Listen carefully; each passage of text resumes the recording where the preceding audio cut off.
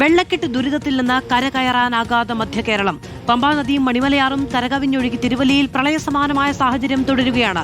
തിരുവല്ലയിലെ നദികളോട് ചേർന്ന താഴ്ന്ന പ്രദേശങ്ങൾ വെള്ളത്തിനടിയിലാണ്. അതേസമയം ആറന്മുളയിൽ അല്പം ആശ്വാസമായി നേരിയ തോതിൽ ജലനിരപ്പ് താഴ്ന്നു. എന്നാൽ ജനവാസ മേഖലയിലെ വെള്ളമിറങ്ങാൻ ഇനിയും ദിവസങ്ങളെടുക്കും.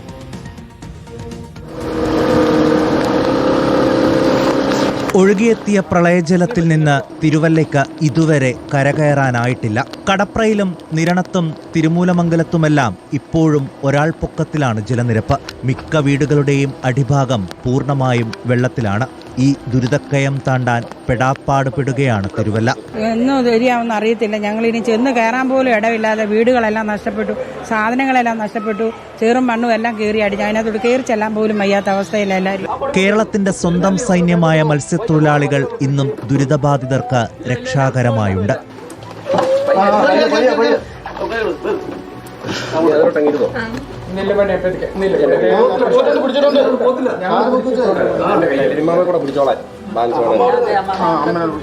നഗരത്തിന് പുറത്തും ദയനീയമാണ് സ്ഥിതി. ദുരിതാശ്വാസ ക്യാമ്പുകളിലടക്കം വെള്ളം കയറി. കുട്ടനാട്ടിൽ പ്രവർത്തിക്കുന്ന ക്യാമ്പുകൾ, പ്രത്യേകിച്ച് പെരിങ്ങര പഞ്ചായത്ത്, നിരണം പഞ്ചായത്ത്, ആ ക്യാമ്പുകളിൽ വെള്ളം കയറിയിരിക്കുകയാണ്. ഇപ്പം ചാത്തങ്കേരി ഗവൺമെന്റ് LP സ്കൂളിലാണ് ഇപ്പോൾ എനിക്ക് വന്ന വഴിക്ക് വെളി വന്നത്. അതുകൊണ്ട് അത് കൂടുതൽ ബുദ്ധിമുട്ടാണ്. ക്യാമ്പിൽ വെള്ളം കയറിയാൽ നമുക്ക് ഒരു നിമിഷം അവരെ അവിടെ നിർത്താൻ ഒക്കത്തില്ല.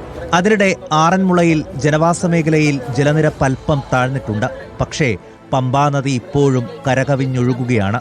4 ദിവസത്തിലധികമായി തിരുവല്ല ആറന്മുള പ്രദേശങ്ങളിലെ മിക്കയിടത്തും വൈദ്യുതിയില്ലാത്തതും ദുരിതം ഇരട്ടിയാക്കുന്നു.